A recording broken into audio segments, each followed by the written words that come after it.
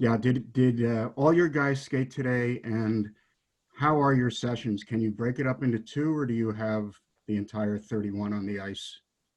Yeah, we broke it up into two, Larry, today. We actually brought the extras out for the last drill, which was some penalty killing. So there was a little bit of an overlap, but I thought we had a good day today. It was good pace. It was purposeful. I thought yesterday was sloppy, even though I thought we were trying to do the right thing. But today there was a lot more crispness to what we were trying to accomplish, and we were happy with the step we took today. Hi, Coach. Good to see you. I'm just curious, what's one specific thing you're hoping to see from the team in the exhibition game with the Islanders? Just play with an urgency, because that's what we're going to have to do against Carolina. And, we've got to make sure that, we understand where our structure needs to be in all three zones. That being said, we've got to make sure we have an effort. Because if you don't have effort, it doesn't matter what your structure is. So, I just want to make sure we're in a good mindset. I want to make sure we approach it the right way. I want to make sure that they understand that, we're continuing to build towards Saturday, and it's another opportunity to get better and put ourselves in a position to have success starting on Saturday.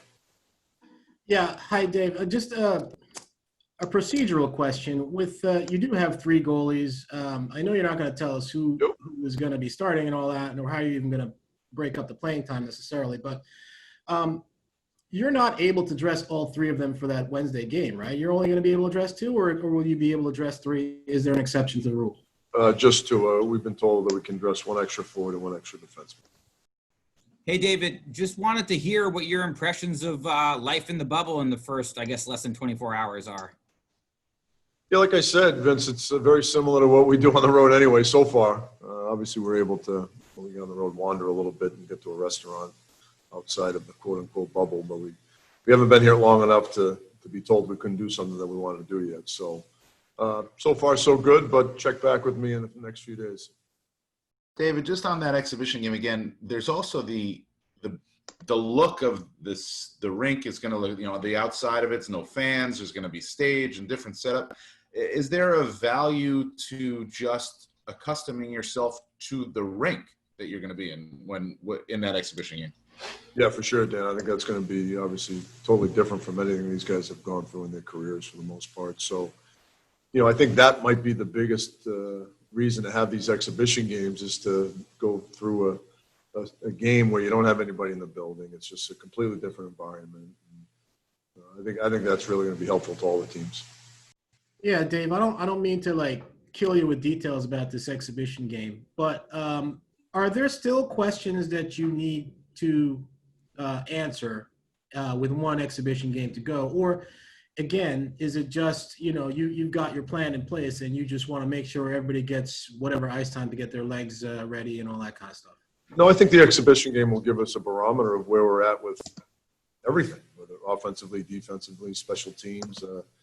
We think we're making progress. We think we're close to where we need to be, but we're going to find out. It's very difficult to tell right now, and I would guarantee you 23 other teams would tell you the same thing.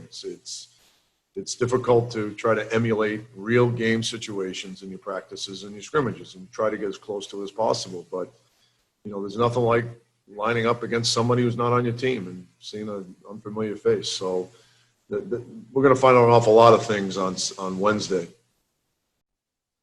Morning, Coach. I know we're harping on the bubble and everything, but could you put it in the perspective of leaving your normal, workplace and practice facility, getting off that bus, realizing the enormity of actually what's going on in the country, and then the impact that it's had even on baseball, where they're taking all the precautions and they've had to cancel games already.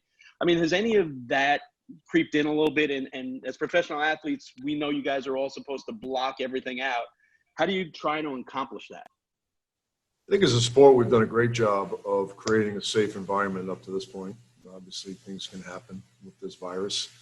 But I think, going through it the way the league has and our organization has and all the other organizations, I think they've done an incredible job of making people feel like we can pull this off and we can do it in a safe environment. And at the end of the day, that's what this is all about.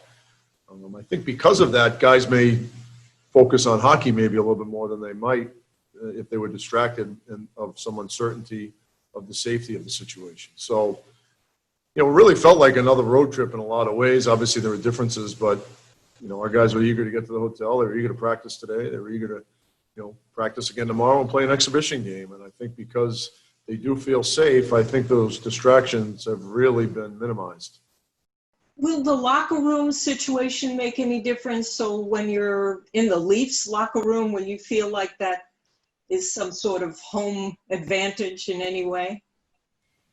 Yeah, a little more space always helps, so that certainly will make it a little bit different.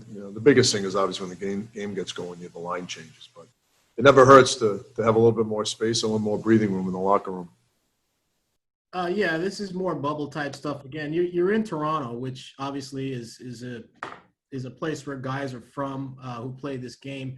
Is it a little weird not to have like parents and in-laws and families and stuff coming to I mean, you talk about distractions. I mean, that's normally a happy distraction for these guys, but they don't even have that.